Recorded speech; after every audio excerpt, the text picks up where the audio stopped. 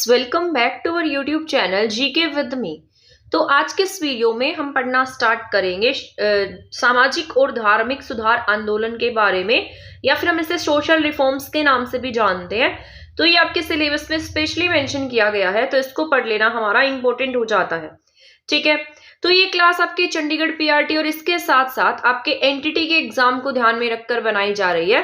But इसके अलावा अगर आप और किसी भी एग्जामिनेशन की तैयारी कर रहे हैं तो सभी के लिए क्लास आपकी इक्वली इंपॉर्टेंट रहेगी। ठीक है, इस क्लास में मैंने जितने भी सोशल रिफॉर्म्स हुए हैं जिसमें से क्वेश्चंस पूछे गए हैं और आपके एग्जाम में क्वेश्चन पूछे जाने के चांसेस हैं, वो सारे के सारे पॉइंट्स इसमें ऐड किए हैं। सभी के सभी पॉइंट आपके एग्जाम ओरिएंटेड ही मैंने इसमें ऐड किए हैं। ठीक है, तो अब हम इस क्लास को स्टार्ट कर देते हैं, आपका ज्यादा टाइम नहीं लेते हैं। तो यहाँ पर सबसे पहले मैंने लिखा है सामाजिक और धार्मिक सुधार आंदोलन। ये यहाँ पर सबसे पहले इसमें हम पढ़ने वाले हैं ब्रह्म समाज के बारे में।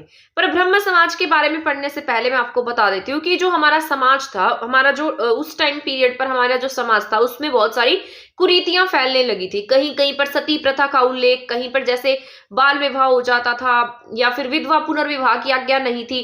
तो बहुत सारी हमारे समाज में कुरीतियां फैलने लगी, जिससे स्त्रियों की दशा जो है वो बहुत ज्यादा डिक्लाइन मोड में आ गई, यानी कि बहुत ज्यादा स्थिति खराब हो गई थी।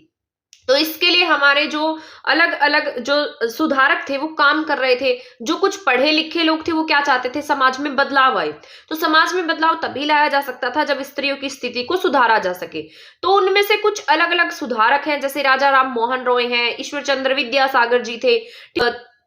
तो ये अलग अलग आप यहाँ पर क्या देख सकते हैं, बहुत सारे सुधारक देख सकते हैं जिन्होंने हमारे समाज को आगे बढ़ने की तरफ काम किया और समाज में फैली हुई बुराइयों को दूर करने की पूरी कोशिश की। उन्हीं में से थे राजा राम मोहन रॉय। राजा राम मोहन रॉय ने सबसे पहले ब्रह्म समाज की स्थापना की, और ये ब्रह्म समाज की स्थापना जो है इनके द्वारा 20 अगस्त 1828 को कोलकाता में की गई थी। ठीक है, तो ये सबसे पहला पॉइंट तो आपको यही याद रख लेना है कि ब्रह्म समाज की स्थापना किसके द्वारा की गई है, कब होती है और कहां पर की जाती है। तो ब्रह्म समाज की अगर स्थापना की हम बात करते हैं तो इसकी स्थापना का श्रेय राजा राम मोहन रॉय को जाता है, जिसका जो 20 अगस्त 1828 को कलकत्ता में की गई थी। इसका जो उद्देश्य है वो ये था कि हिंदू समाज में उस समय में बहुत सारी बुराइयां व्याप्त हो चुकी थी, बहुत सारी बुराइयों ने स्थान ले लिया था। तो उन सबको दूर करने के लिए इन्होंने किसकी स्थापना की है, ब्रह्म समाज की स्थापना की। 1828 में सबसे पहली बार ब्रह्म समाज की स्थापना राजा राम मोहन रॉय के द्वारा की जाती है। इसके बाद यहाँ पर 1809 में इन्होंने एक पुस्तक लिख दी थी जिसका नाम था, इन्होंने फारसी में एक पुस्तक लिखी थी जिसका नाम था तुहफतुल उल मुहाविदीनी। ठीक है, तो इसको बस आप मुवाहिदीनी से याद रख लीजिएगा। मुहाविदीनी जहां भी दिखाई देगा वो किससे रिलेटेड होगा, आपके ब्रह्म समाज में राजा राम मोहन रॉय की पुस्तक से रिलेटेड होगा। तो ये इन्होंने कब लिख दी थी, 1809 में इन्होंने सबसे पहली बार एक पुस्तक लिखी जो फारसी भाषा में लिखी गई थी, जिसका नाम था तुहफतुल उल मुवाहिदीनी। ठीक है, इसके बाद 1814 में आत्मीय सभा की स्थापना हो जाती है और 1817 में डेविड हेयर कॉलेज की सहायता से, ये डेविड हेयर की सहायता से हिंदू कॉलेज की स्थापना करते हैं। तो इन्होंने बहुत सारे काम किए, बहुत सारी पत्रिकाएं लिखी, बहुत सारी मैगजीन्स लिखी हैं, पुस्तक लिखी हैं और बहुत सारे रिफॉर्म्स लाने का इन्होंने काम किया। तो ये सारा का सारा आपसे पूछा जा सकता है कि कौन से ईयर में इन्होंने क्या किया था। तो इसको एक बार हम रिपीट कर लेंगे तो हमें ये लास्ट तक याद भी रहेगा। ये क्लास आपकी बहुत ज्यादा लेंथी तो नहीं रहेगी, बट आपके लिए इंपॉर्टेंट है, आप देख लेना क्योंकि आपके सिलेबस में स्पेशली मेंशन किया गया है। तो 1814 में आत्मीय सभा की स्थापना हो जाती है। इसके 3 साल बाद 1817 में डेविड हेयर की सहायता से ये हिंदू कॉलेज की क्या करते हैं, स्थापना करते हैं। 1820 में प्रिसेप्ट्स ऑफ जीसस की इन्होंने रचना की है।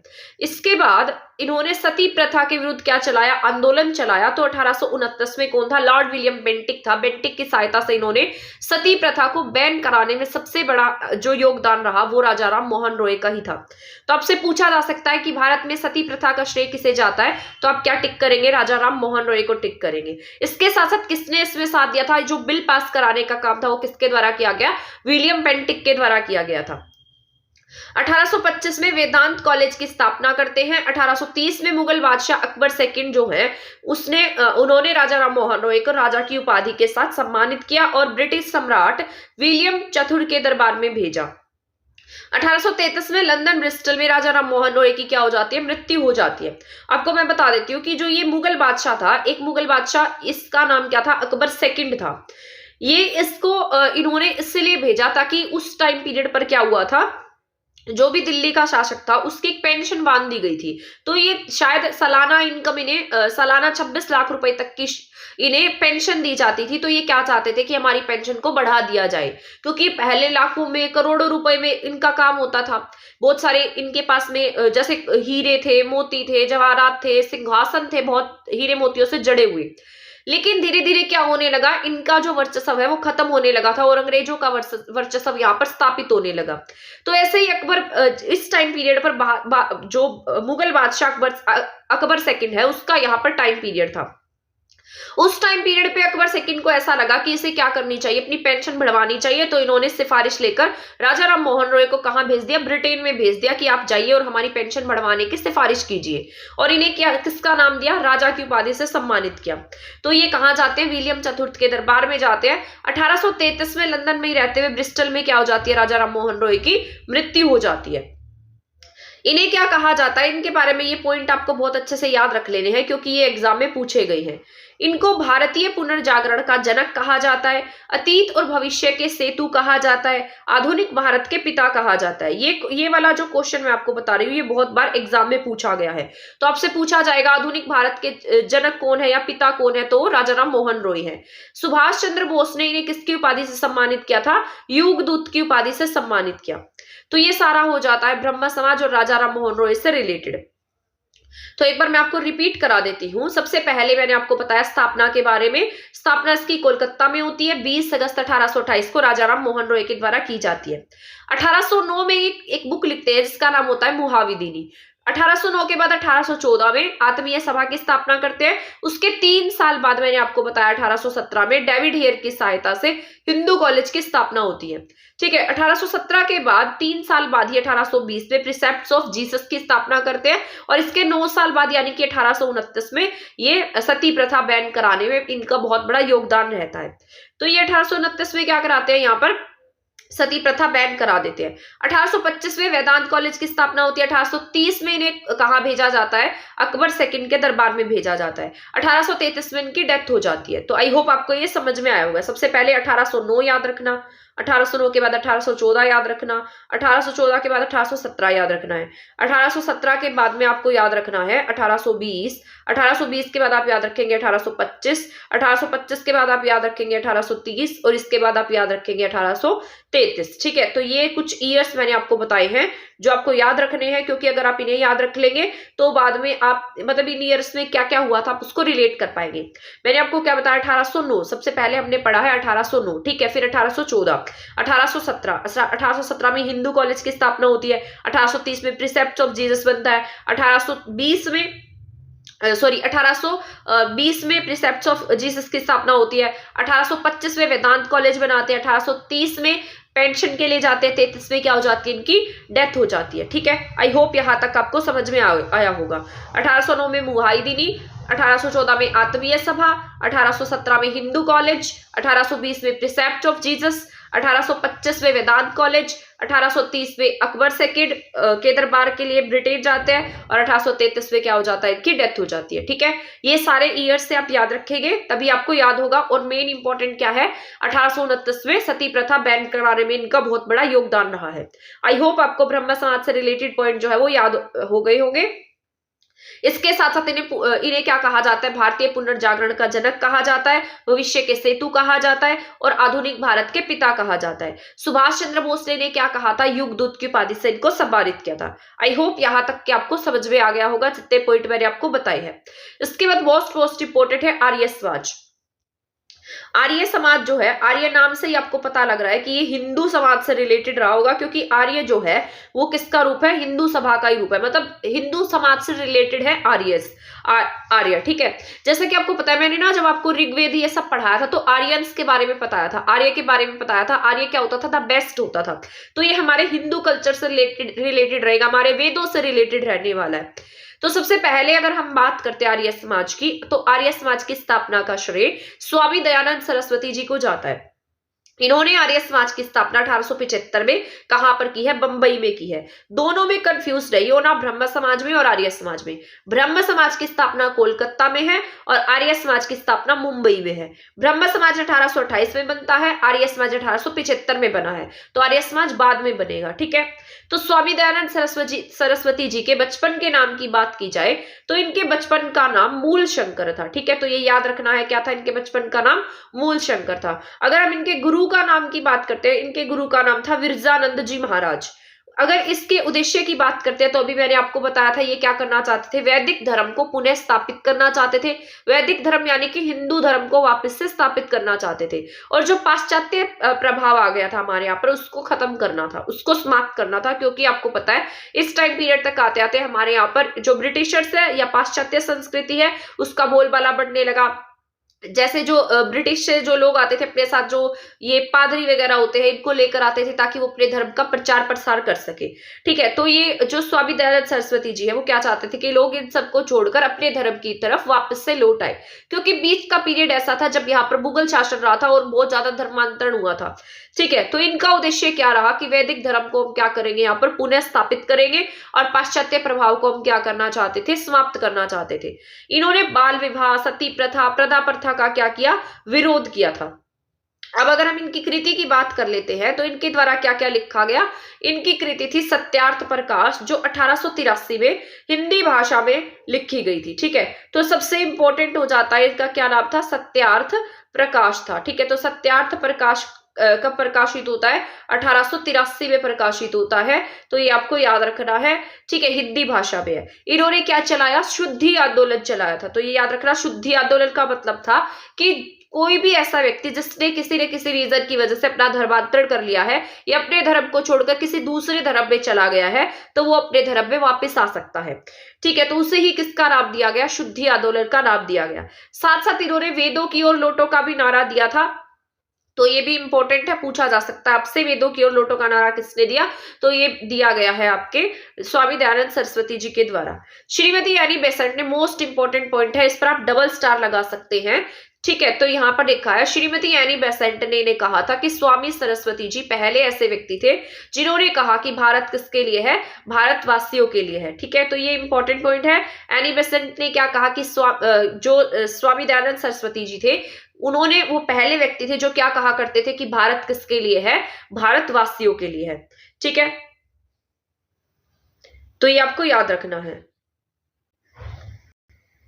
ठीक है, इसके साथ साथ इन्हें क्या कहा जाता था? ये क्या है? उत्तर भारत के मार्टिन लूथर भी कहे जाते थे। अगर हम आगे बात करते हैं तो 1883 में अजमेर में क्या हो जाती है? इनकी मृत्यु हो जाती है।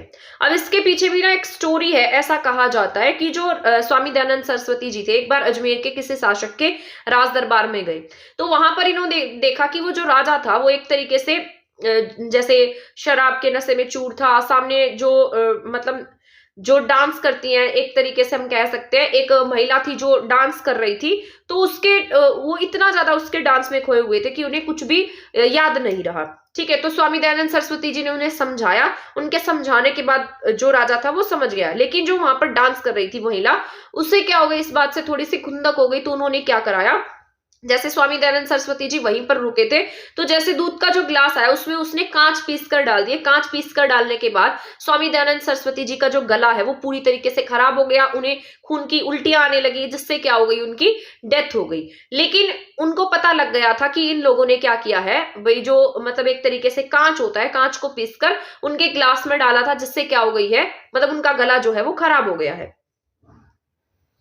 और उन्हें ये पता भी लग गया था कि जो इन्हें कांच पीस कर दिया गया है वो किसी महिला के द्वारा, उसी महिला के द्वारा दिया गया है। और जब राजा को ये बात पता चली तो स्वामी दयानंद सरस्वती जी ने उस महिला को वहां से भगा दिया, कहीं उन्हें इस प्रकार से सजा ना हो जाए। तो स्वामी दयानंद सरस्वती जी इतने उदार टाइप के व्यक्ति थे, और बाद में क्या हो गया? उनकी मृत्यु हो गई। तो अजमेर में क्या हो जाता है? 1883 में स्वामी दयानंद सरस्वती जी की मृत्यु हो जाती है। इसलिए मतलब इन्हें क्या क्या कहा गया है? उत्तर भारत का मार्टिन लूथर कहा गया है। साथ साथ वैलेंटाइन शिरोल ने क्या कहा है? जो आर्य समाज है उसको क्या कहा है? भारतीय शांति का जनक बताया है। तो यहाँ पर अगर समाज की बात करेंगे, समाज की बात हो रही है यहाँ पर, तो आर्य समाज जो है वो क्या है? भारतीय अशांति का जनक है। अगर हम व्यक्ति की बात करते हैं तो हम बीजी तिलक का नाम ले सकते हैं कि उन्हें भारतीय शांति का जनक कहा गया है। तो आई होप यहाँ तक आपको आर्य समाज से रिलेटेड पॉइंट्स जो है वो समझ में आ गए होंगे, जो मैंने अभी आपको समझाए हैं। अब इसके बाद हम नेक्स्ट पॉइंट पर चलते हैं, रामकृष्ण मिशन। ये भी आपका इंपॉर्टेंट है, स्वामी विवेकानंद जी से रिलेटेड है ये। रामकृष्ण मिशन जो परमहंस है, इनके परम शिष्य कहे जाते हैं, और इन्हीं के नाम पर इन्होंने किसकी स्थापना की है, रामकृष्ण मिशन की स्थापना की है। दक्षिणेश्वर के ये स्वामी कहे जाते हैं। तो दक्षिणेश्वर के स्वामी कहे जाने वाले रामकृष्ण परमहंस के परम शिष्य कौन थे, स्वामी विवेकानंद थे। तो ये याद रख लेना है, रामकृष्ण मिशन जो है ये किसके द्वारा स्थापित किया गया, स्वामी विवेकानंद जी के द्वारा स्थापित किया जाता है। इनके गुरु का नाम क्या था, रामकृष्ण परमहंस था। इनके पीछे भी एक स्टोरी है, बट आपका अभी जो सिर्फ पॉइंट्स हैं उनको जान लेना ही इंपॉर्टेंट है। 1893 में जो स्वामी विवेकानंद जी हैं, ये शिकागो सम्मेलन में भाग लेने के लिए जाते हैं। सबसे इंपॉर्टेंट पॉइंट है ये, आपका बहुत ज्यादा जरूरी पॉइंट है। एक बार केबीसी में भी ये क्वेश्चन पूछा गया था कि वो शिकागो सम्मेलन में भाग लेने के लिए किस वर्ष गए थे। तो 1893 ईस्वी में स्वामी विवेकानंद जी ने शिकागो सम्मेलन में क्या किया, पार्टिसिपेट किया था। शिकागो सम्मेलन में वो गए थे, और वहां पर धर्म संसद थी, जहां पर उन्होंने भाग लेने के बाद पाश्चात्य जगत को भारतीय संस्कृति से क्या करा दिया, अवगत कराया था, और ये अपनी गीता को साथ में लेकर गए थे। इसके बाद 1896 में न्यूयॉर्क में वेदांत सोसाइटी की क्या करते हैं, ये स्थापना करते हैं। 1897 में रामकृष्ण मिशन की स्थापना करते हैं। रामकृष्ण मिशन का हेडक्वार्टर जो है कोलकाता के वेल्लूर और अल्मोड़ा के मायावती नामक स्थानों पर खोला गया। इसके बाद 1900 में विश्व धर्मों के इतिहास पर चर्चा के लिए कहां जाते हैं, ये पेरिस जाते हैं। तो ये क्या हो जाता है, इंपॉर्टेंट हो जाता है। इसके बाद अगर हम इनके बचपन के नाम की बात करते हैं तो इनके बचपन का नाम नरेंद्रनाथ था। महाराज खेतड़ी के सुझाव पर इनका नाम जो है वो क्या रखा गया, विवेकानंद रखा गया। अगर हम इनकी पत्रिकाओं की बात करते हैं तो प्रबुद्ध भारत नाम की पत्रिका लिखी, जो कि अंग्रेजी भाषा में थी। इसके बाद इन्होंने उद्बोधन लिखा है, जो कि बंगाली भाषा में था। ठीक है, आई होप आपको ये समझ में आया होगा। एक बार मैं आपको ये रिवाइज करा देती हूँ जो मैंने अभी आपको पढ़ाया है। स्वामी विवेकानंद जी की बात करते हैं तो सबसे पहले हमने पढ़ा 1893 में ये कहाँ जाते हैं, शिकागो सम्मेलन में जाते हैं। इसके बाद 1896 में न्यूयॉर्क में वेदांत सोसाइटी की स्थापना करते हैं। इसके एक साल बाद ही क्या कर देते हैं, रामकृष्ण मिशन की स्थापना करते हैं। ठीक है, अगर हम इसके हेडक्वार्टर की बात करते हैं तो कलकत्ता के वेल्लूर और अल्मोड़ा के मायावती नामक स्थानों पर इसे खोला गया था। 1900 में ये कहाँ जाते हैं, विश्व धर्म के सम्मेलन के लिए पेरिस जाते हैं।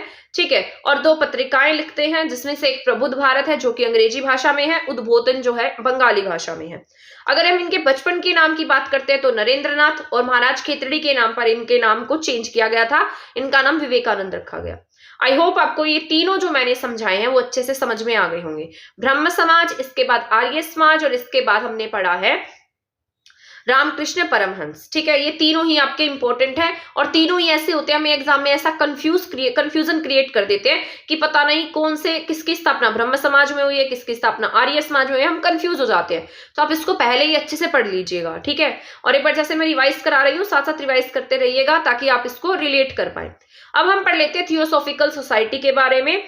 थियोसॉफिकल सोसाइटी जो है ये हमारे इंडिया की सोसाइटी नहीं थी, ये मैडम ब्लावात्स्की और कर्नल एलकॉट के द्वारा न्यूयॉर्क में स्थापित की गई थी। लेकिन ये कुछ धर्मों को साथ में लेकर चल रही थी। ठीक है, उनको आगे बढ़ाने का काम कर रही थी। अगर हम थियोसॉफिकल सोसाइटी की बात करते हैं तो इसकी स्थापना जो है 1875 में मैडम ब्लावात्स्की और कर्नल एलकॉट द्वारा न्यूयॉर्क यूएसए में की गई। जनवरी 1886 में भारत आए और मद्रास के अयंगर के निकट इन्होंने क्या बनाया, अपना हेडक्वार्टर बनाया। इंडिया में इसका नाम क्या रखा गया, मतलब इंडिया में जो इसका काम है वो किसे सौंप कर गए, एनी बेसेंट को सौंप कर गए। ठीक है, तो ये एनी बेसेंट आपको याद रख लेना है। एनी बेसेंट मोस्ट इंपॉर्टेंट है, इन्होंने बहुत ज्यादा काम किया। कांग्रेस की पहली अध्यक्षा, महिला अध्यक्षा बनने वाली कौन थी, एनी बेसेंट थी। ये भारतीय नहीं थी, भारतीय बाद में सरोजिनी नायडू जी बनेगी, लेकिन ये क्या थी, पहली महिला कांग्रेस अध्यक्षा थी। ठीक है, इसके बाद थियोसॉफिकल सोसाइटी के जो लोग थे वो प्रचार करते थे हिंदुत्व का, जरथुस्त्र का और बौद्ध विचारों का। तो ये तीन जो ये सोसाइटीज जो है इन तीन धर्मों को लेकर चलती थी, बौद्ध को, जैरुस्त्र को और हिंदुत्व को, ठीक है। तो ये तीन उनको धर्म ग्रंथों को लेकर चलती थी। इसके बाद 1898 में एनी बेसेंट ने बनारस में बनारस हिंदू विश्वविद्यालय और यह सेंट्रल हिंदू कॉलेज की स्थापना की, जिसे आज हम BHU के नाम से जानते हैं। पहले उन्होंने किसकी नींव रखी, टाइप ऑफ कॉलेज के रूप में इसको स्थापित किया था। आज वही क्या है, बनारस हिंदू विश्वविद्यालय है। आई होप थियोसॉफिकल सोसाइटी आपको समझ में आ गई होगी किसके द्वारा ये इसकी स्थापना की जाती है। Madam Blavatsky and colonel Olcott के द्वारा 1875 में इसकी स्थापना होती है। 1886 में भारत आते हैं और इसका काम किसको सौंप कर जाते हैं, एनी बेसेंट को सौंप कर जाते हैं, ठीक है। मद्रास के एंकर जिले में एंकर के निकट इन्होंने यहाँ पर इसका हेडक्वार्टर बनाया था। हिंदुत्व को लेकर काम करते हैं, बौद्ध धर्म को लेकर काम करते हैं। इसके बाद 1898 में एनी बेसेंट ने बनारस हिंदू विश्वविद्यालय की स्थापना की है। आई होप थियोसॉफिकल सोसाइटी आपको समझ में आई होगी। इसके बाद अगर हम यंग बंगाल आंदोलन की बात करते हैं तो यंग बंगाल आंदोलन का आरंभ हेनरी विवियन डेरेजियो के द्वारा किया जाता है। एंग्लो इंडियन डेरेजियो कोलकाता में हिंदू कॉलेज के क्या थे, अध्यापक थे और 22 साल की उम्र में क्या हो गया, इनका निधन हो गया था। ये टाइप ऑफ क्रांतिकारी विचारों वाले व्यक्ति थे, जैसे हमारे भगत सिंह थे, बहुत युवा अवस्था में भी बहुत क्रांतिकारी विचार रखते थे। वैसे ही हेनरी विवियन डेरेजियो को भी हम कह सकते हैं युवाओं में जोश भरने का काम करते थे। एंग्लो इंडियन थे, डेरेजियो कॉलेज में प्रोफेसर थे ये, और 22 साल की उम्र में क्या हो जाता है, इनका निधन हो जाता है। इन्होंने society for exhibition of general knowledge की भी स्थापना की। डेरेजियो ने ईस्ट इंडिया कंपनी नामक क्या लिखा है, दैनिक पत्र का भी क्या किया, संपादन किया था।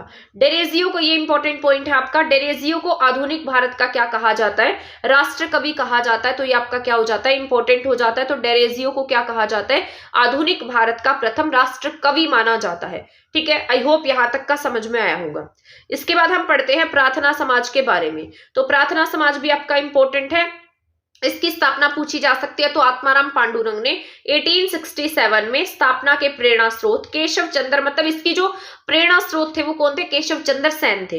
इसकी स्थापना किसके द्वारा की जाती है, आत्माराम पांडुरंग के द्वारा। 1867 में प्रार्थना समाज की क्या होती है, स्थापना होती है। अगर हम इसके उद्देश्य की बात करते हैं तो इसका उद्देश्य था जाति प्रथा का विरोध करना, स्त्री पुरुष विवाह आयु में वृद्धि करना, विधवा विवाह जो थी उस पर मतलब एक तरीके से रोक को हटाना। जैसे पहले विधवा विवाह नहीं होते थे तो पुनर्विवाह को आगे बढ़ाना था, स्त्री शिक्षा को बढ़ावा देना, ये सब क्या था, प्रार्थना समाज का उद्देश्य रहा था, ठीक है। आई होप ये समझ में आ गया होगा। इसके बाद है रहनुमाई माजदायासान सभा। 1851 में दादा भाई नौरोजी और एस बंगाली ने मिलकर इसकी स्थापना की थी, इसलिए बस इसको इतना याद रख लेना। इसके बाद अगर हम अलीगढ़ आंदोलन के बारे में पढ़ते हैं तो अलीगढ़ आंदोलन जो है 1863 में मोमडन लिटरेरी सोसाइटी की स्थापना करते हैं। ये किसके द्वारा की जाती है, सर सैयद अहमद के द्वारा की जाती है। 1875 में अलीगढ़ में एंग्लो मुस्लिम स्कूल की स्थापना होती है और यही 1920 में अलीगढ़ मुस्लिम यूनिवर्सिटी के रूप में क्या आता है, सामने आता है, ठीक है। तो यहां तक आपका सारा कंप्लीट हो जाता है सोशल रिफॉर्म्स, जो कि आपके एग्जाम के पॉइंट ऑफ व्यू से इंपॉर्टेंट रह सकता है। जितने इंपॉर्टेंट पॉइंट है सारे मैंने आपको करा दिए हैं। मैं ऐसी उम्मीद कर रही हूँ कि आपको ये समझ में आए होंगे। मान लीजिए किसी ने अगर ये क्लास पहले देखी हुई है, क्योंकि मैंने पूरी SST करा रखी है, अगर किसी ने पहले क्लास देख रखी है तो अच्छी बात है, अगर नहीं देखी है तो उसके लिए तो यूजफुल है। जिसने अब दोबारा से देख लिया उसके लिए भी यूजफुल है, क्योंकि यहाँ से उसकी रिवीजन हो जाएगी, ठीक है। तो टाइप ऑफ रिवीजन कह सकते हैं। और ये आपके सारे एग्जाम रिलेटेड मैंने जितने पॉइंट्स ऐड कर सकती थी सारे ऐड कर दिए। कल की क्लास में हम या तो पढ़ेंगे फ्रेंच रिवॉल्यूशन या फिर रशियन रिवॉल्यूशन, ठीक है, क्योंकि वो आपके एग्जाम में दिया गया है। तो आप चैनल के साथ बने रहिएगा। चैनल को सब्सक्राइब नहीं किया तो प्लीज सब्सक्राइब कर देना, और वीडियो को शेयर नहीं किया तो प्लीज इसे शेयर भी कर दीजिएगा। तब तक के लिए थैंक यू, धन्यवाद। चैनल के साथ बने रहे।